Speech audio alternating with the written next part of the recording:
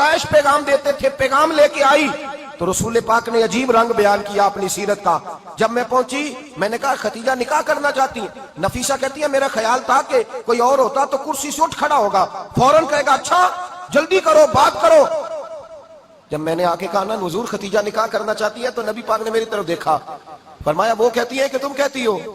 कहा वो कहती हैं। तो हुजूर ने फरमाया ठहर जाओ, मैं अपने चचा से पूछ के बताऊंगा, मैं मशवरा करूंगा, मैं पूछ के बताऊंगा। आज बच्चों को कुछ सबक बड़े याद हैं। कहते हैं पसंद की शादी करना हजरत साहब नाजायज है, पसंद की शादी करना कोई नाजायज है? और मैंने कहा भाई सिर्फ एक ही जायज चीज रह गई और कोई शय जायज नहीं। ये एक ही जायज चीज है जिसका फतवा सारे नौजवान पूछते फिरते हैं, सारे रांझे बने फिरते हैं, मजनू बने फिरते हैं, सारे मईवाल हो गए। अल्लाह पाक को हिदायत की तौफीक अता फरमाए।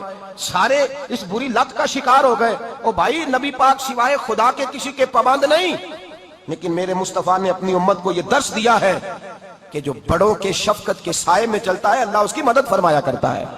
तुझे क्या पता तेरा अच्छा भला किस बात में? कहा निकाह करना चाहती हूं, फरमाया चचा से पूछ के बताऊंगा।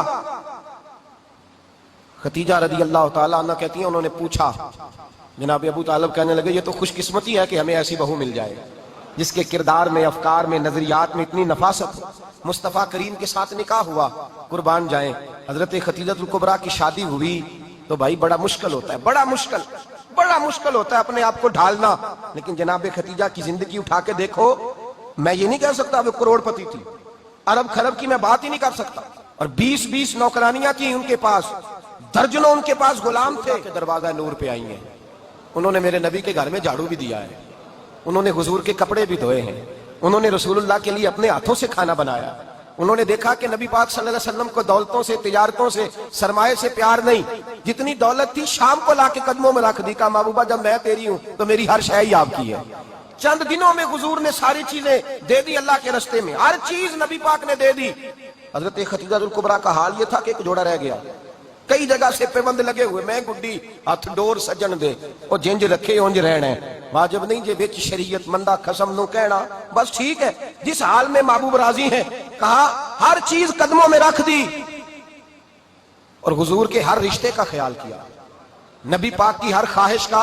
औरतें बिलखुसूस मेरी बात पे तवज्जो करें जो अर्ज करने लगा हूं, मर्द हजरात खास कर तवज्जो करें, इधर देखें मेरी तरफ। जागे जागे आग लगी हुई है घरों में, फसाद है, लड़ाई है, झगड़ा है, दंगा है। ये तेरा रिश्तेदार वो मेरा रिश्तेदार, जब तेरे आते हैं तो रोटियां जल्दी पकती हैं, जब मेरे आते हैं तो बीमारियां बड़ी होती हैं, तेरे मेरे का झगड़ा। आओ मेरे मुस्तफा करीम सैयद आलम का भी हाल देखो।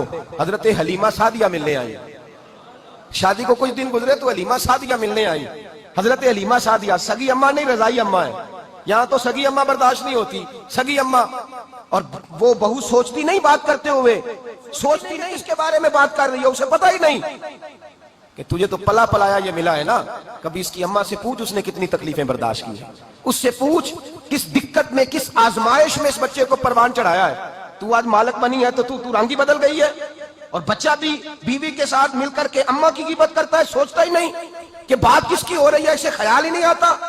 हजरत हलीमा सादिया रजाई माँ है, जब तशरीफ लाई तो मुस्तफा करीम ने फरमाया खतीजा ये मेरी अम्मा है।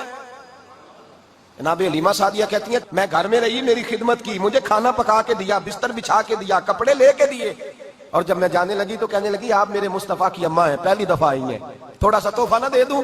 मैंने कहा जैसे मर्जी हो। हजरत हलीमा कहने लगी तो जनाब हलीमा सादिया को 40 बकरियां और एक ऊंट तोहफे में अता फरमाया। और ये जो बीबी आके मालिक बनी है ना, आज जिस दरख्त की छांव में तू बैठी हुई है ना, अगर तू समझे तो असल एहसान उस माँ का है जिसने ये परवान चढ़ा के तुझे दिया है। असल नेकी उस अम्मा की है जिसने तेरे सर पे ये सरताज रखा है, और तू उस माँ को ही भूल गई है। और शिकवा बहू से नहीं, शिकवा उस बेटे से है, बेटे से है जो अलहदा भी होने लगा था तो अम्मा से अलहदा हो गया है, जिसने सोचा ही नहीं कि माँ के हाथ उठ जाए तो अर्श का मालिक कहता है फरिश्तों से कि पीछे हट जाओ, माँ और बाप औलाद के लिए जो मांगेंगे मैं फौरन अता करूंगा, तुझे पता ही नहीं। और उधर रसूल पाक का क्या हाल है, कहते वो तेरे रिश्तेदार है, तेरे बहन भाई हैं, तू जा मैं तुझे दरवाजे पे छोड़ आऊंगा, तू मिल उनसे, मैं नहीं मिलता, मैं साहब होता हूं, मेरा उनसे क्या लेना देना। हजरत खतीजा के भाई नहीं थे, नबी पाक सल्लल्लाहु अलैहि वसल्लम के ससुर अजात नहीं, और वो दोनों बेटे पिछले खामन से थे। जरा अकल की कसौटी पर तोलिएगा कि किसी बीबी के बेटे हो और पिछले खामन से हो, उस आदमी का रवैया किस तरह का होता है। لیکن میرے رسول پاک کا رویہ اس طرح کا تھا. میں آپ کو سیرت کی کتابوں سے امام حلبی نے، کستلانی نے، صاحب فتح الباری نے لکھا ہے، رسول کائنات سید عالم صلی اللہ علیہ وسلم سوئے ہوتے تھے اور جاگو اور سنو. اللہ کرے حضرت خدیجہ کا میرے نبی سے رشتہ اور میرے نبی کا حضرت خدیجہ کا رشتہ ہماری سمجھ میں آ گیا تو سمجھ لو ہمارے گھر جنت بن جائیں گے، روشنی پھیل جائے گی. سمجھو اور سیکھو. حضرت عائشہ صدیقہ فرماتی ہیں نبی پاک سو جاتے تھے نا دوپہر کو تو کہتی تھی مولا علی سے لے کر ابو بکر صدیق تک کسی کی طاقت نہیں ہوتی تھی حضور کو آ کے بیدار کرے. سوء ادب سمجھا جاتا تھا. اور میں ایک جملہ آگے بڑھا کے کہوں گا، میں کہوں گا اماں جی آپ مولا علی سے لے کر ابو بکر صدیق تک فرماتی ہے نا، ہمارا تو عقیدہ یہ ہے کہ مصطفیٰ سو جائے تو جبریل بھی نہیں جگا سکتے، وہ بھی نہیں آ سکتے، وہ بھی ہاتھ باندھے کھڑے ہیں کہ مولا کیسے جگاؤں. حضرت جبریل بھی نہیں جگا سکتے. لیکن حضرت عائشہ صدیقہ فرماتی ہیں میں تھی مدینے میں حضرت خدیجہ کے وصال، میں مدینے میں حضور کے گھر میں تھی، نبی پاک میرے گھر میں موجود تھے اور سید عالم سوئے ہوئے تھے. حضرت خدیجہ کے پچھلے خاوند کے بیٹے جناب حالہ آ گئے اور وہ مسجد میں آ کے بولے، مسجد میں توجہ کرنا، مسجد میں بولے. انہوں نے مسجد میں آ کے پوچھا کہ نبی پاک کہاں ہے؟ مسجد میں. تو جناب عائشہ صدیقہ فرماتی ہیں حضور طامت سمیٹی، فوراً سر کے اوپر کپڑا رکھا. میں نے کہا حضور کہاں جا رہے ہیں؟ فرماتی ہے میں نے ایک دفعہ پوچھا تو حضور نے 3 دفعہ فرمایا میرا حالہ آ گیا ہے، میرا حالہ آ گیا ہے، میرا حالہ آ گیا ہے، خدیجہ کا بیٹا آ گیا ہے. میرے رسول پاک صلی اللہ علیہ وسلم نے بی بی کے رشتوں کا جو تقدس بیان کیا اس کو سمجھیے.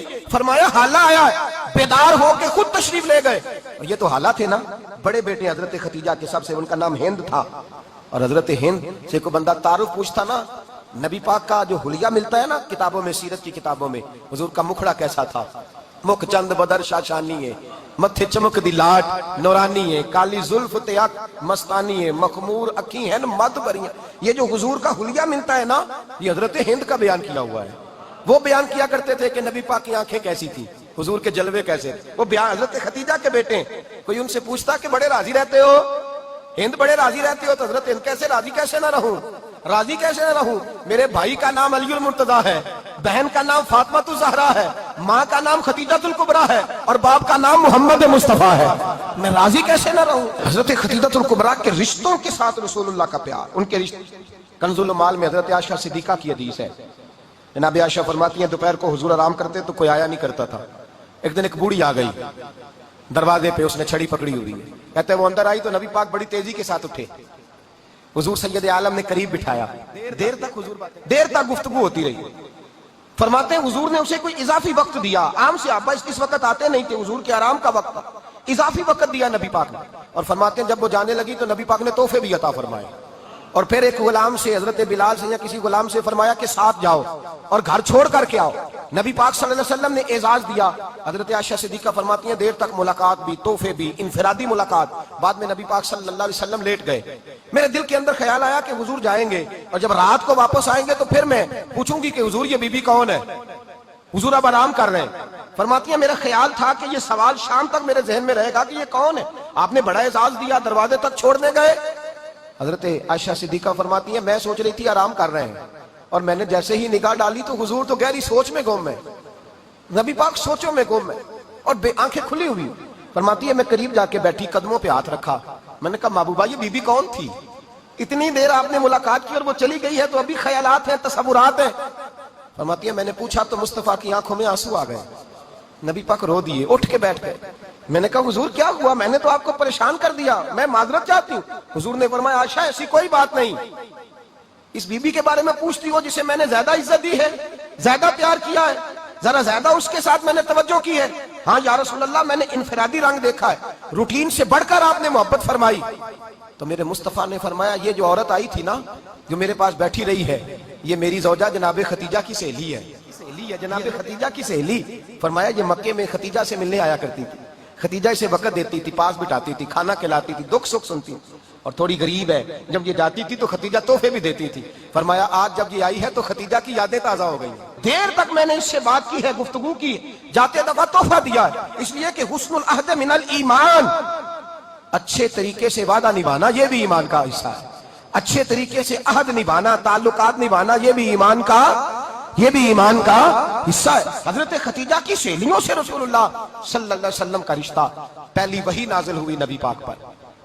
اب حضور جب ابتدائے وحی کے ایام آئے تو حضرت خدیجہ فرماتی ہیں رسول پاک غار حرا میں چلے جاتے، کئی کے دن وہاں رہتے۔ پہلی وحی آئی تو قرآن مجید کی تاثیر یہ ہے کہ لو انزلنا ھذا القرآن علی جبل لرأیتہ خاشعا متصدعا من خشیۃ اللہ، فرمایا اگر میں پہاڑوں پہ نازل کروں قرآن کو تو وہ بھی میرے خوف سے ریزہ ریزہ ہو جائے۔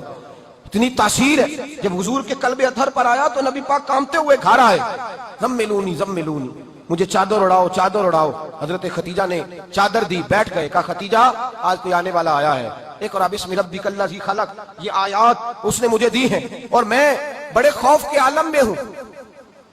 حضرت خدیجہ کے لفظ بڑے حسین ہیں۔ جناب خدیجہ الکبریٰ رضی اللہ تعالیٰ عنہ کیا فرماتی ہے؟ کہتی ہیں یا رسول اللہ صلی اللہ علیہ وسلم آپ غم نہ کریں، رب آپ کو رسوا نہیں کرے گا، عزتیں عطا کرے گا۔ اور دلیل کیا ہے؟ حضرت خدیجہ فرمانے لگی دلیل یہ ہے کہ آپ غریبوں کی مدد کرتے ہیں، مسکینوں کا خیال رکھتے ہیں، اور محبوبہ کمزوروں کا بوجھ آپ اٹھاتے ہیں، عزت ہی عطا فرمایا کرتا ہے۔ حضرت خدیجہ الکبریٰ رضی اللہ تعالیٰ عنہ سب سے پہلے نبی پاک پہ ایمان لائی۔ بڑا مشکل ہوتا ہے، ہمارے جو فلسفے کے لوگ ہیں وہ کہتے ہیں بہت بڑا ولی اللہ بھی ہو تو بیوی اس کی مان جائے، یہ مشکل ہوتا ہے کام، یہ مشکل ہوتا ہے۔ حضرت خدیجہ الکبریٰ رضی اللہ تعالیٰ عنہ سب سے پہلے ایمان، اور کس طرح کا ایمان؟ کس طرح کا ایمان؟ ابن ماجہ میں روایت ہے، غور کرنا، حضرت قاسم نبی پاک صلی اللہ علیہ وسلم کے صاحبزادے، حضور کی 6 اولادیں، 4 بیٹیاں 2 بیٹے حضرت خدیجہ سے ہوئے، 4 بیٹیاں 2 بیٹے۔ دھوکہ دیتے ہیں بعض لوگ، کہتے ہیں حضرت خدیجہ کی ایک ہی بیٹی تھی۔ حضرت قاسم حضور کے بیٹے تھے، وہ وصال کر گئے۔ حضرت خدیجہ ابھی دودھ پلاتی تھی کہ شہزادے پردہ کر گئے۔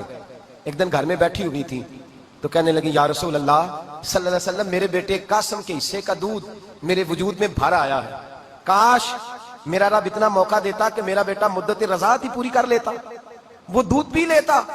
نبی پاک نے فرمایا خدیجہ تو غم نہ کر، اللہ تبارک و تعالیٰ نے تیرے بیٹے کی مدت رضاعت جنت میں پوری کر دی ہے، جنت میں پوری کر دی ہے۔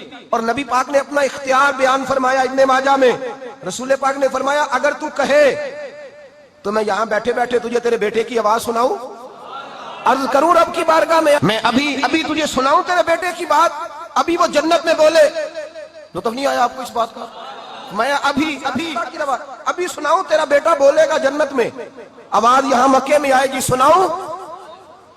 بڑے لوگ کرامت دیکھنا چاہتے ہیں، معجزہ دیکھنا چاہتے ہیں، کہتے ہیں جی میں تو کو دیکھ کے آؤں گا، کہا سناؤں؟ حضرت خدیجہ کا ایمان دیکھیں، کہنے لگی محبوبہ مجھے سننے کی کیا ضرورت ہے، میں خدا کو بھی مانتی ہوں، محمد مصطفیٰ کو بھی مانتی ہوں، میں بن دیکھے ہی مانتی ہوں، بن دیکھے ہی مانتی ہوں، مجھے سننے کی ضرورت ہے، آپ نے کہہ دیا تو سو ہو گیا، مجھے حاجت ہے۔